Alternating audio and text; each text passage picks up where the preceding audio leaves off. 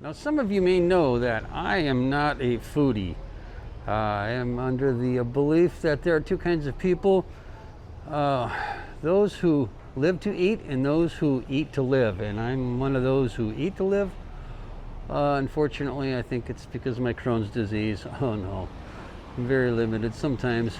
Maybe I'll make a video of that. But here is Barney's Breakfast. I'm telling you, this is the greatest breakfast place in Jomtien Beach. And we'll just go ahead and get maybe just the small breakfast today, because that big one, whew, is too much. All right, nice little quaint place. And this Barney is back there somewhere making noise. There she is. Hello. Hello. I'll take the small breakfast today. Okay, yes. The neat noise breakfast. Okay, yes, yes. Okie dokie. Tea or coffee? Tea. Do you have green tea? No, I don't have tea. I'll have coffee. Okay. Coffee, yes? Coffee, yes. Tea. Châu Á, musim gugur di Asia. Asia nữa. I don't remember last time what you like, what you don't like.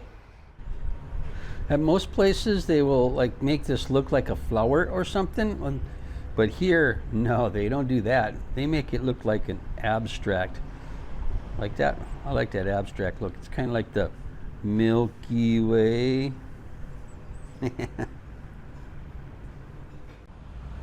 Just to remind you guys, this is the small breakfast with some absolutely delicious sweet toast, coffee or tea, and juice. Big sausage, not one that's like a stupid hot dog. Look at that. Well, I want to dig in because that looks absolutely great. So here I go. I want to eat this all. Yum, watch me. Okay, now that's what I call finished. Absolutely. Ooh, I'm gonna have to go for a walk after that to wear that one off. That was a delicious breakfast, and it was Crohn's disease safe too. So that's very important for me. So what is this Crohn's disease I've been talking about? Well, first off, I'm not a doctor or nurse or a medical practitioner or whatsoever, so do your own due diligence. But for me, and it is different for everybody, it seems, but in a nutshell, what it is, like irritable bowel syndrome, where normally your lower intestine will get inflamed by things that you eat, causing you what they call a flare-up.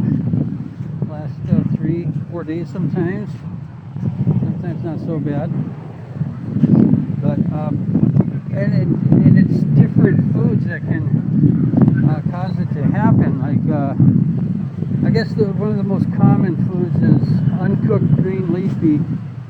That'll definitely get things going, which is unfortunate. So much for that Cobb salad, huh? Or nice good Caesar, whatever. And then it's other foods like pepperoni. Okay, some pepperonis on a pizza is fine. Others tear me up. You know. So what do you mean? Well, I can't have pepperonis. Well, some of them are good, some of them are not. That's true with lots of foods. But I'm finding personally for myself, it's a lot of fatty foods. I don't know what it is, wrong kind of fat, but things, just crazy things like, mayonnaise on your sandwich. You put too much of it, oh, look out. Generally, like in the United States, you get a big old breakfast, you get 4 slices of bacon. I can only eat 2 of them. I'll have a flare-up if I eat all 4. So, then you might ask me, well, what is this flare-up? Trust me, you don't want to know. But I will tell you this. It is messy. It is, for some people, very painful. It takes away a lot of your energy.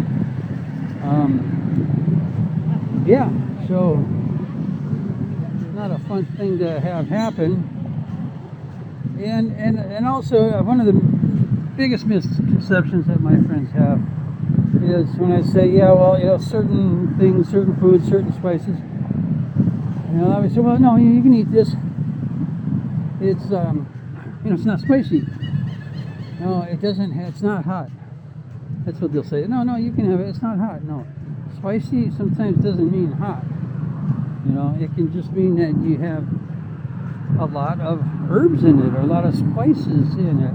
Doesn't necessarily mean it's a friggin' banana pepper or something. I don't know, whatever the hot one is. So yeah. So how do I travel all over the place? Southern Mexico, Southeast Asia, and have this issue with food. I do it very carefully because you kind of, if you have Crohn's disease and you've kept a food diary for any time, you'll start to kind of understand some of the foods that'll trigger an issue. But yet, like I said, you know, the example of the pepperoni, you don't know. One bowl of this could be great, you know, you got your noodles and everything swimming around in it. And then the place next door, it's not. It's going to tear you up. So you just got to be really careful.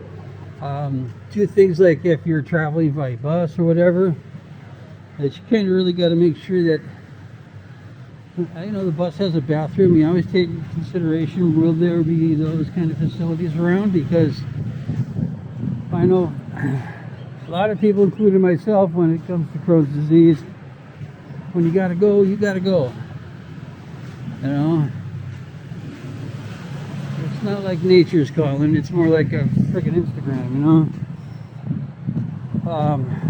What else do we do? Oh yeah, personally myself, before I travel, whether it's, you know, by plane, when I'm already over in the country, I should say, if it's by plane or bus or whatever, or train. Train's not so bad. Trains are got a lot of toilets on them, but I don't eat anything local, and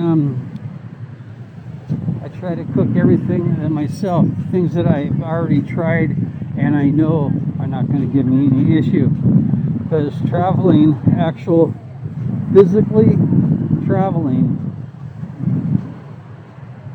with a flare-up is freaking horrible. I wouldn't wish it on my worst enemy. Well, maybe. Don't judge me. I'm only human. So yeah, that's one of my golden rules. Oh yeah, that kind of another thing. How do I handle Crohn's disease when I'm traveling in foreign countries? I generally don't get hotel rooms. I wish I could. I generally get Airbnbs or places that will have cooking facilities. Even if they are shared cooking facilities, I don't care. I know what I can eat. I know what I can go buy and cook, and I will not have any issues. Now that doesn't mean that I don't sample a bit out on the town. Absolutely, it's part of traveling, part of life. But so sometimes I'm kind of limited on the accommodations, but it's a give and take, you know. If I know there's a lot of nice restaurants around that I feel that I'm pretty safe with, then a hotel room might do the trick. But if not, it's definitely Airbnb, which sometimes costs you a little bit more, sometimes not. You'd be surprised, especially if you don't want 4-star. Anyways, I have gone on enough. I hope this has helped you or anybody that does have Crohn's disease and plans on traveling or wants to travel, but you're afraid. You just got to start slowly and plan a little bit more ahead, and you take that chance, learn what you can handle or learn what you can do, That's that.